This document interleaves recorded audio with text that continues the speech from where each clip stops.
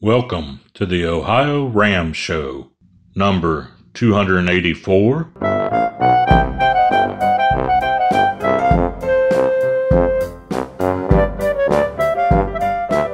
Hello again, it's Lee Kreider here with the OhioRAAM Show with another guest, Arie Hoogerbrugge. I think I got his name correct there, and maybe one of these days I'll even learn to spell it.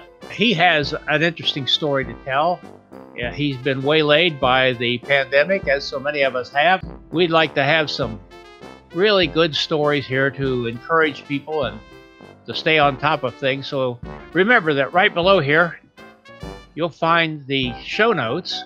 We would invite you to go there, learn a little more about our guest today and some other things about cycling.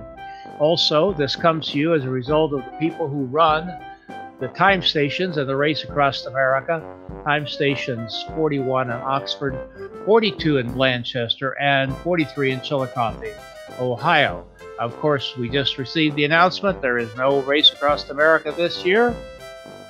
Who is surprised at that? Lift your hand. I don't see any hands at all. And we just wish Fred and Rick Bothling the best as they struggle with getting their race shut down. That might be more work than keeping it going. I don't know. Well, I've blabbered enough. Let's head on up to somewhere in Ontario with Arie Hoogerbrugge. Did I get your name at all right, Arie? Oh yeah, yep. You did awesome. You did awesome. Okay. And where are you at right now? So currently I'm in Kingston, Ontario. I was going to say it's a few hours east of Toronto. Okay. Now, you didn't intend to be in Kingston, Ontario at this time, did you? No, I intended to be further west for sure. I arrived in Kingston on the first day of spring, and that was kind of the eve of the escalation of this pandemic. I got kind of lucky because I have an aunt that lives here in Kingston, pretty much the only relative kind of between Prince Edward Island and Edmonton, Alberta. So of all places to arrive right on the eve of the escalation, I arrived at my aunt's, and I had planned to spend maybe 2 or 3 days just to visit, and then I was going to move on west. But then, like I said, it was literally the eve. All of a sudden the news got pretty dark pretty quickly. And, a lot of, here in Canada, a lot of provinces were at the time were threatening to close their borders, or at least, heavily restrict traffic and movement. And I got pretty worried that if I kept moving and I got 4 or 5 days down the road, and then all of a sudden Ontario got very strict with its movement, which it sort of has, then I'd be kind of in trouble and look like a bit of an idiot, seeing how I just had a roof over my head a few days earlier. So I thought I'd better wait and see and how this all plays out. And it turns out that it's probably a smart idea that I stay put. Well, there's nothing like a good aunt, is there? No, it's actually worked out very well for both of us. Now we've kind of just jumped in the middle of things here. You were starting out on a large safari. Would you tell us a little bit about what your itinerary was? And I think it goes without saying, since we're on an ultra cycling show, that you were traveling by bike, correct? I left St. John's, Newfoundland, November 12th, 2018. So right before the winter, to cross Canada through the winter, which is our Canadian Arctic Highway. And then I was going to make my way south to Vancouver, and then zigzag my way all the way to the bottom of Argentina. I ended up adding a tremendous amount of kilometers to Atlantic Canada, particularly the province of Prince Edward Island and Nova Scotia. I've actually pedaled 4,900 kilometers since I left to get to Kingston. And that was largely just because of the interactions and the generosity of the local people in Atlantic Canada. I had probably one of the most amazing experiences where just random acts of kindness, obviously tremendous amount of people waving and honking, but I had tons of people stop, hand me some money here and there, a few dollars. I had restaurants offer me complimentary meals, And I had, which was the craziest part, is I just had so many people reach out through social media, offer me a place to sleep for the night. So I literally kind of went from host to host to host all the way through.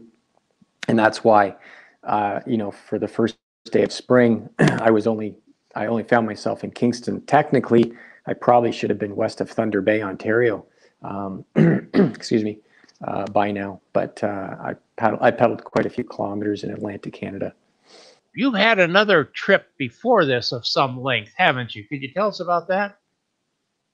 Yeah, in 2011, I did the 6,500 kilometer. That was, I started in Calgary, Alberta, and I basically went Banff, Jasper, all the way up towards northern Alberta and then into the Northwest Territories. And then I pedaled all the way up to Yellowknife, and then I backtracked out of there and went into British Columbia. And then the way the highway, Alaskan Highway goes, it goes up to the Yukon. And then right at Watson Lake is near where the Cassiar Highway, which is the BC highway that starts sort of heading southbound. So then I followed that highway, the Cassiar Highway. I actually went into Hyder, Alaska, backtracked out of there. I went to Terrace, BC, Prince Rupert, took the ferry to the Queen Charlotte Islands. Went from the Queen Charlotte Islands back to Prince Rupert, and then I took the ferry to Vancouver Island. And then I basically did the entire island of Vancouver, Vancouver Island, and then from Vancouver Island to Vancouver, and it was 6,500 kilometers. Took me 14 weeks less a day, and was by far one of the most amazing experiences of my life. And it was sort of midway. It was on the Cassiar Highway where this dream Canadian Arctic to Argentina was born. And at the time, it just seemed like a very obvious next level Canadian Arctic to Argentina. I assume you did a lot of camping on this trip. Oh yeah, okay. So on the first trip you're talking about. I stayed at a few hostels when I was in like Calgary and Banff and Jasper and Vancouver Island a little bit, but northern Alberta into Yellowknife, like the Northwest Territories and all northern BC, it was like, it was all camping. Every day was camping for sure. Yeah. Are you an ultra light bike traveler, or do you travel with a pretty good load? The trip first trip too bad as far as my load. I used a bob trailer and I had just 2 rear panniers. Definitely trip right now as far as weight. So I was, I felt I was pretty good for weight on my first trip. This trip so far, well, now we're entering into spring and into summer. So, moving forward, I'll definitely shed a lot of weight from the first part of this trip. With my bike and the gear and everything with the winter, I actually was able to scale out my bike and trailer at a truck scale in Newfoundland, and I weighed out 185 pounds with bike gear. So I was very, very, very heavily loaded. So for this winter part. What do you find most enjoyable about traveling by bicycle? What makes you want to do it? I think for sure it's just the freedom of the road is an adventure. You just never know what's around the next corner. That's for sure. I like the lifestyle of just having to find a new place to sleep every night. Just being so exposed to the elements. Like you're out there. There's no fake environment. You're not indoors. You're not, there's no heat. There's no air conditioning. You're in it. So you're definitely exposed to the elements, and sort of I think the way we were sort of designed to be. So I definitely love just being out there on the road for sure. Just the amount of people that I interacted with was just like, in particular on this ride, it was interesting. On my first ride, northern and western Canada, there was just very few people out and about because it's just such an isolated area. But this current ride, in particular, Prince Edward Island and Nova Scotia, it was just the interactions with locals it was crazy. It was just at all hours of the day, literally. If I stopped anywhere, I mean, I had people pull over on the side of the road when they saw me coming. It was very, very difficult actually to go anywhere without being noticed. When I was in Nova Scotia on my way to, actually got caught in a snowstorm. Anyways, this pickup truck just sort of pulled up on the other side of the road, and his window's open, and he's like, kind of rough weather out there, isn't it? And he's like, do you need a hand? And I was just kind of like looking around, and I kind of hummed and hawed for a second, and all of a sudden he goes, I'm turning around.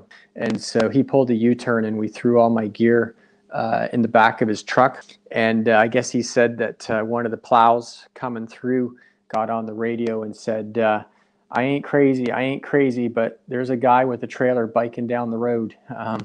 And so the supervisor came out to check the story. Well, I've had a couple offers from people that wanted to take me on. I had just crossed from North Dakota into Minnesota, and I stopped at a little joint to have breakfast, and lo and behold, I met right off the bat, my first Minnesotan happened to be a bachelor Norwegian farmer. He had no idea what I was doing or why.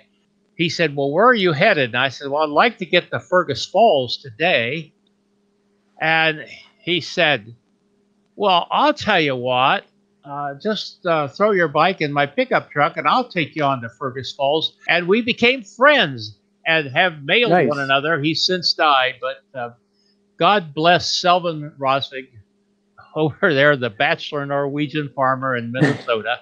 The bottom line is, when you're traveling by bike, you find people really want to be helpful. Hey, listen, Arie. Yeah. I hope that you get back on the road soon. How long do you think it'll take you to get to the end of Argentina once you get moving again, presuming nothing else happens? Well, the plan was initially 3 years. How long are we going to kind of be in self-isolation? Because that makes a huge difference. But basically my goal is, regardless of the day, regardless of the season, the minute, as far as Canada is concerned, the minute that we get an all clear to safely travel, then I'll start literally that day, whatever day that is. Arie, stay in touch with us, will you? Absolutely. Maybe we'll touch base along the road some other time, okay? Oh, absolutely. Yeah, anytime, for sure. And again, on the show notes, you'll see how to follow Arie. Thank you for being with us. Oh, thank you. And good luck. Thanks. Gregory Zuber speaking. Thank you for your likes and shares. Music by Kevin MacLeod.